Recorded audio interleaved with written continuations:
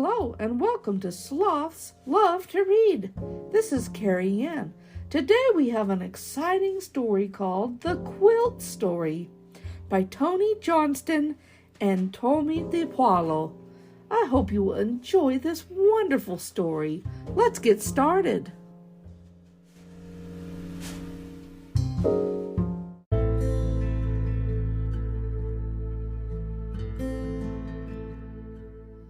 The Quilt Story by Tony Johnston. A little girl's mother made the quilt to keep her warm when the snow came down long ago. She stitched the quilt by a yellow flame, humming all the time. She stitched the tails of falling stars, and she stitched the name Abigail. Abigail loved the quilt. She wrapped it around her in the quiet dark. She watched the winter skies. Sometimes she saw a falling star. Sometimes Abigail played in the woods near her home. She had tea. Her dolls had tea, and the quilt had tea all over it. Sometimes she pretended the quilt was a gown. She wore it to town on her horse, clop, clop, clop, and it tore. So her mother stitched it up once more. Sometimes she played hide and seek with her sisters. She laughed and cried, "Don't peek!" and hid under the quilt, and everyone found her.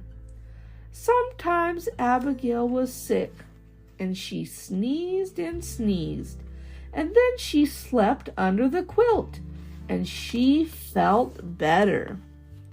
One day, Abigail's family moved away across wide rivers and over a rock-hard trail. The quilt went too, not stuffed in trunks with the blankets and clothes. It kept the little girls warm from the wild winds, warm from the rain, and warm from the sparkling nights. They built a new house in the woods. Abigail's father built it with his hatchet. Chop, chop, chop. He built her a new bed. Chip, chip, chip. He made her a new horse, too. He worked until curly shavings covered the floor, and everyone sneezed and said, "Welcome home," and was glad. And Abigail felt sad. New house, new horse, new bed. Everything smelled of fresh chops and chips. Everything but the quilt. So her mother rocked her as mothers do, then tucked her in, and Abigail felt at home again under the quilt.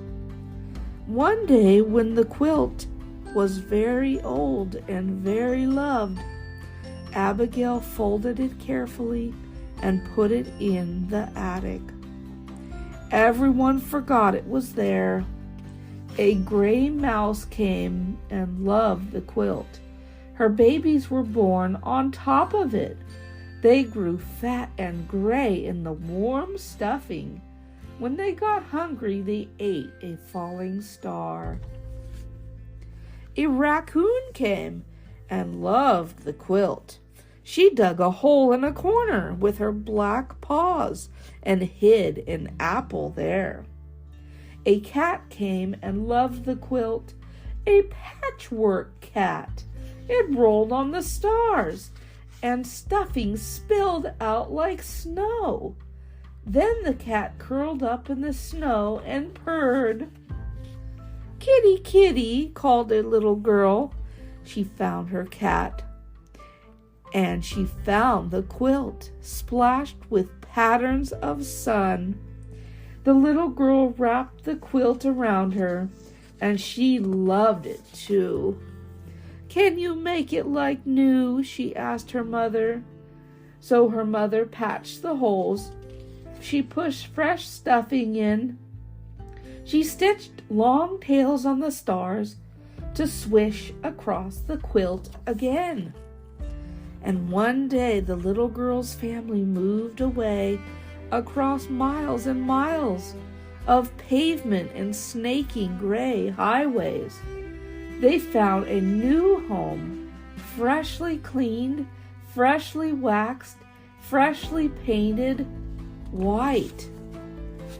They unpacked and unpacked all night, and everyone sneezed on cardboard dust and said, "Welcome home," and was glad.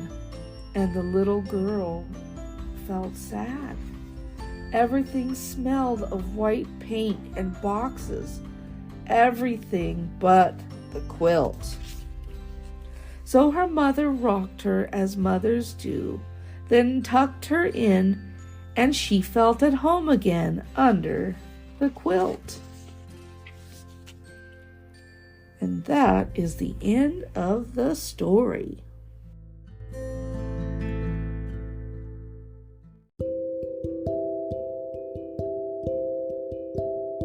Oh, what an adorable story this has been about a beautiful quilt that has been passed on from generation to generation. Such a sweet story. I just absolutely love this, and I love the illustrations. This book can be found at scholastic.com or amazon.com. I hope you will consider making this part of your collection at home. I hope you've enjoyed this wonderful story today, and I hope to see you next time. Bye-bye for now, everyone.